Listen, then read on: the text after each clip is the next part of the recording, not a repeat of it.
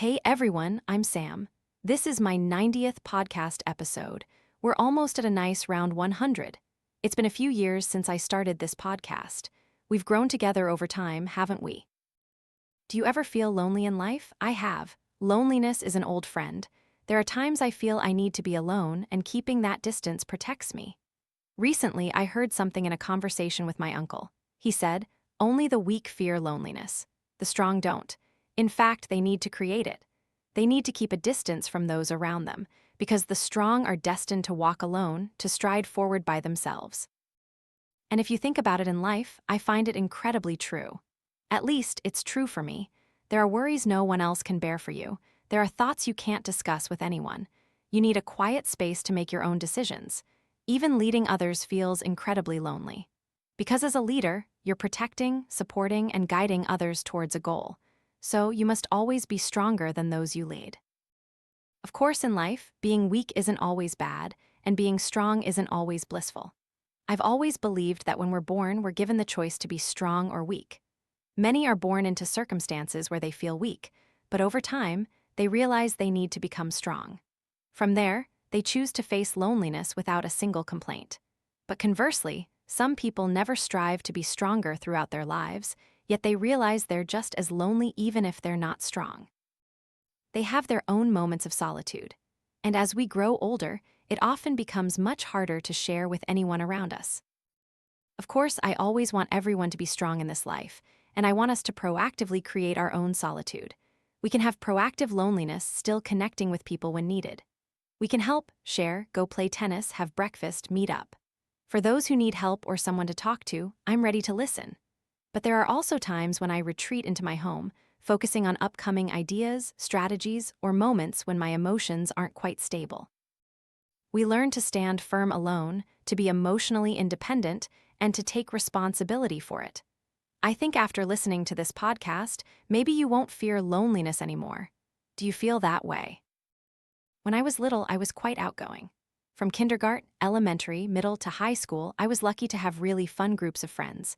It seems I didn't know what loneliness was throughout that time. Until you know what? Until I fell in love. After graduating high school and starting university, I began to truly understand love. Maybe before that, there were little crushes and sweet schoolyard romances, but in university, love became more intense. I started to know what it was like to endlessly miss someone. I began to feel the warmth, the overwhelming passion, the burning emotions. Two people always wanting to be together, but sometimes being too close would hurt each other. But looking back, perhaps the first time I truly felt lonely was when I fell in love. Maybe before, there were moments of sadness, like being far from home and missing family or my mom. But that immense feeling of loneliness, of not being with the person I loved, it was truly, truly difficult to accept as a normal emotion. After my first breakup, I took a trip to the South for a few months. Back then, I was still in Hanoi. The heat and vibrancy of the South could make me forget that relationship for a moment, but eventually I was still sad, still missed them, and still felt empty. It was like always having a cute cat by your side, but now it's gone. We feel lost, empty, unsure who to share these feelings with. But now, looking back at that period, it feels so innocent and ordinary. And if you ask if that was my loneliest moment, I'd say no. Not yet. It was just a bit of youthful impulsiveness. A longing to be loved, to be cared for, like a child wanting a mother's embrace. But the loneliness of adulthood, that can often be far more terrifying. I remember, it was around 2017-2018, when I decided to leave Hanoi and move to Ho Chi Minh City to start my career. That was the loneliest time. Although there were many new things, a new job, new friends, and family were also a part of helping me stay strong, giving me faith. My family was my motivation. I needed to go far to build a career and make my parents proud. But I remember feeling so lonely during that time. A loneliness I couldn't explain. It was simply not knowing how long I'd have to try to achieve what I wanted. A loneliness and uncertainty. So many worries. So many worries. At that time, I was starting with a very modest salary. Luckily, I was diligent. So besides my main job, I did other side jobs and lived frugally, so I never ran out of money. I always saved. I'm from central Vietnam, where people are used to floods year-round. Eating fish, fish sauce, pickled eggplant, and the habit of saving has been ingrained in me since forever. It seems sadness is the only thing I don't save much of. Loneliness, I just let it out.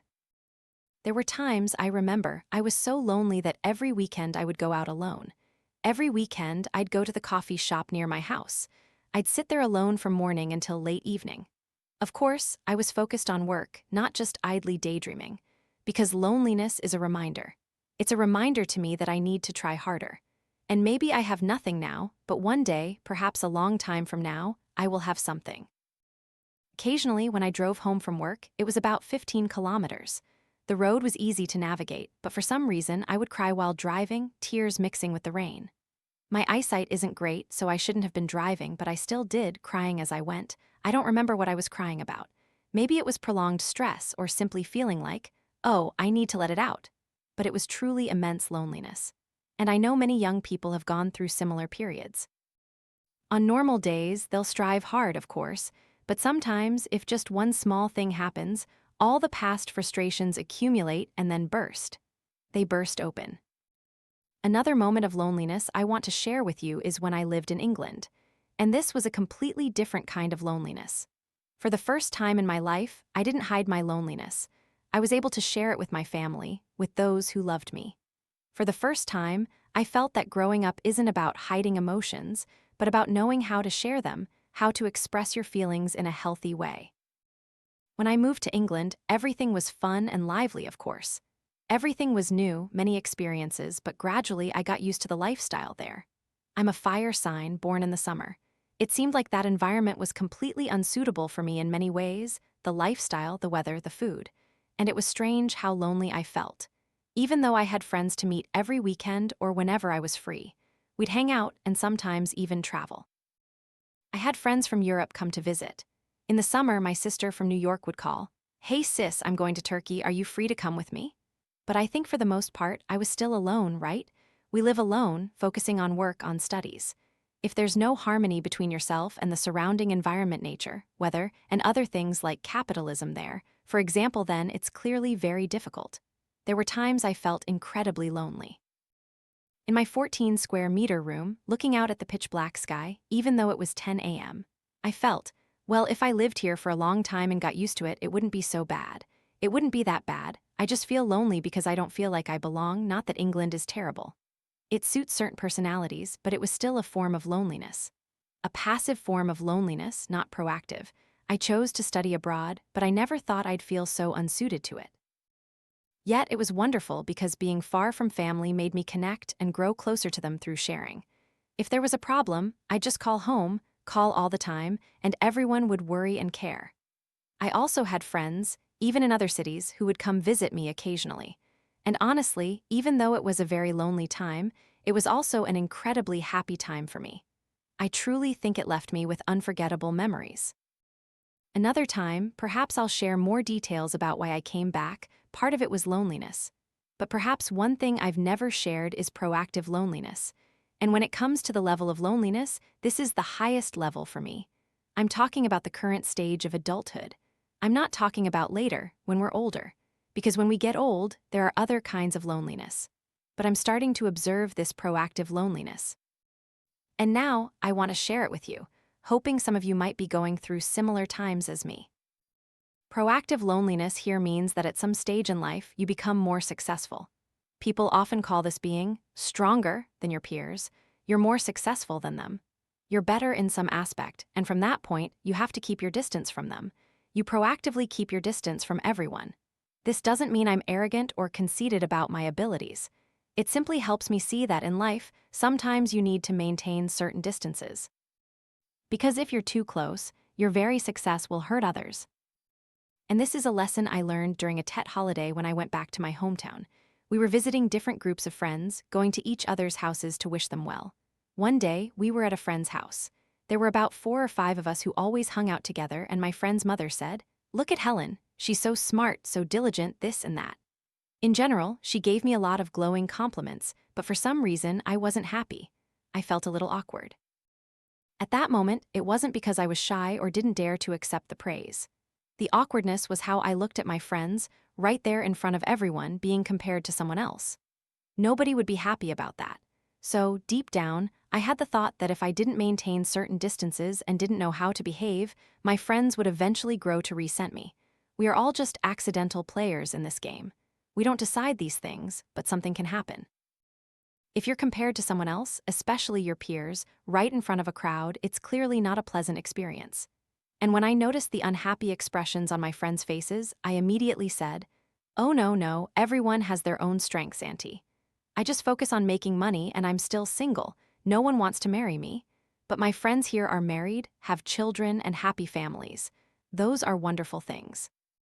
It was then I realized that sometimes you need to self-deprecate, sometimes you need to keep your distance, sometimes you need to tightly press your lips together, not sharing your successes or even your pain and difficulties. And I see that as necessary. Sometimes it feels sad, but if you look at human nature, no one wants others to be better than them, especially their peers. Later on, I started looking at everything from a more positive perspective, living with self-awareness, knowing your place, and knowing how to behave. Choosing loneliness means not sharing too much with others, whether it's happiness or pain. Of course, luckily, I have my family and a very small number of close friends with whom I can share everything, and that makes me feel very fulfilled. With other friends, those who might be somewhat close or used to be close, or with whom I have a certain connection, I have to hold back a bit. I truly have to share less, and sometimes it makes me feel like, maybe I've matured over time. Maybe so, I don't know. Many times, I just want to be like a child, saying whatever I feel. But no, it seems time and maturity don't allow us to do that. That's why they say, the stronger you are, the lonelier you become. I know many of you are yearning, for example, to be your own boss, to take control of your life, or to be a manager in a company, or to run your own small business. You want something bigger, higher, and upgrade. But I want to honestly tell you that the higher you go, the lonelier you'll get. And you'll be the one creating that loneliness, not anyone else. On one hand, you don't want others to resent you, do you? They see the good things you have. Why don't they have them? Your excellence, your success makes them reflect on themselves, and they resent that. And we can't prevent that. Of course, some people see you that way and feel admiration. They see it as an example to strive for. But when it comes to people you grew up with, it's very difficult for them to accept that. Why? Because we grew up together. How did you become so successful now, and I didn't? It's incredibly difficult. But that's okay. On another note, I see that strong people proactively choose loneliness because they increasingly learn what they need to connect with. I remember when I was in university, I hung out with everyone, literally everyone. Friends everywhere. From the security school to the foreign trade school, everywhere. We'd go to music events and stuff, and it was easy to connect with people. Even now, it's easy for me to connect because my personality isn't that difficult to approach. But now I've become much more private. Private here doesn't mean not meeting people, no. I still meet a lot of people. Close meetings are with intimate friends. As for social gatherings, there are events and programs that require my presence. But being private here means not saying everything, not sharing everything. Many things must be kept inside, choosing the right person to share with. As you mature over time, you understand yourself better. The more you understand yourself, the stronger and more reserved you become. Not reserved in a way that isolates you from society, but reserved in a way that means you have selectivity in life. You choose your relationships and know what's good for you, what suits you. I have groups of friends I play sports with, but I don't meet everyone individually or go drinking with all of them. There are groups where I only play ball, but I never go drinking with them because I know those aren't the kind of people I can be close friends with or share life stories with. I don't even need to go. I already know what kind of conversations they'll have at the drinking table, and it's not suitable. I increasingly keep things to myself that need to be kept private, even with people I see more often. For example, once every few weeks, quite close, sister-sister, or brother-brother relationships, but whenever they ask about my love life, I just smile and don't share much. Because I understand a very important thing. There are many things you need to keep to yourself, many things you need to go through alone, and that's what helps you become stronger and protects you. Later, you realize loneliness is protection, truly. Of course, me making this podcast doesn't mean, oh, you should close yourself off and not share your feelings with anyone around you. That's not it at all. Because personally, I feel that sharing with the right people is incredibly effective and healing. If you're lucky enough to have people who truly value and love you, sharing like that brings you closer over time. And I have those people in my life already. Although sometimes I really want to be close to someone else, I always need to consider what kind of person they are. Will my successes make them feel pressured or strained? Sometimes I meet very talented people in life. I express my admiration for them, and what brings us closer is that we both like to do something, like play chess. I know a very talented older friend, and we often play chess together. I don't feel pressured by his successes. Perhaps that's why such relationships last. Do you feel the same way? Many relationships in life need distance to last. Being close doesn't always mean it will last, you know. Sometimes you ask yourself, oh my goodness, I want to be myself, I want to say everything. I want to express everything when I'm with the person I love, with my friends. I think it would be great if you found someone who could understand those things. They'd be happy for your joys and sad for your sorrows. But honestly, such people are rare, and I truly hope you have such a friend, such a family member, and such a husband or wife. Then life is pretty perfect. But if not, just having one such person is already wonderful. Because many people, if you share your happiness, they'll feel sad because they don't have those things. They don't possess those things, so they feel a pang in their heart, they're sad inside. That's why it's hard for them to truly wish you well. It's hard for them to be happy for you because they don't have those things, and they feel quite burdened. Conversely, there are people you love very much, whom you consider close, but whenever you peel back the layers and share your innermost thoughts, your pains, things you feel are not good about yourself or your family, you slowly feel them drifting away. They don't embrace those pains. They feel, oh my God, how unlucky, and they want to distance themselves. They no longer see your perfect image as before, and they feel, oh my goodness, I need to get away from this person. So, inadvertently, you're filtering your relationships. Sometimes we still live authentically, still share our emotions, because that's also how we draw closer to some and move further away from others. I didn't necessarily keep my distance from everyone from the very beginning. It was just over time, observing and realizing that I felt, this person isn't happy when I share my joys, so I shouldn't share them with them. And there were also people who, when I shared my sorrows or difficulties in life, would feel like, oh, I'm so unlucky, huh? They think you're unlucky, they think you're not as perfect as they imagined, so gradually they also drift away. Well, that's okay, everyone. No one is perfect in this life. The ultimate purpose of loneliness here is that you don't accept things that are half-hearted, and you don't need half-hearted relationships. You need quality relationships, and you still need to maintain relationships appropriately. Perhaps that's when you've matured a lot. You don't just care about your own radiance, how others praise you, or how you're better than others. You also consider, how do others feel when they're compared like that? Are they sad? Even if you're not close to them, you still want a safe face, you still want this relationship to be at a reasonable level. And that's when you need to be lonely. You need to return to your own principles and your own permissible scope of sharing.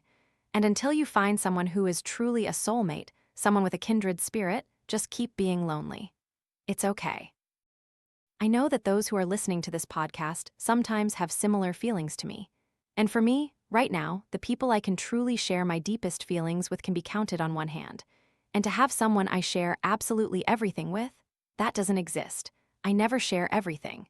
Maybe I'll share work matters with one person, romantic matters with another. And some things I feel are suitable for certain people, I'll share with them. Relationships have certain balances. But to talk about absolutely everything, I'm here with myself. I bear the greatest responsibility for my emotions, my thoughts, and the decisions I make in life.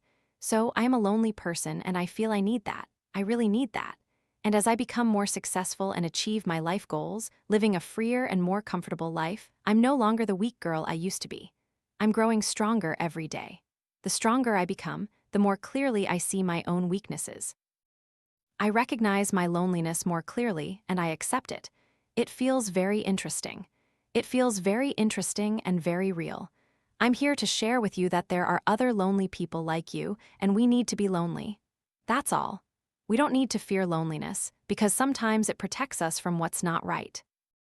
Thank you all very much for listening to today's podcast.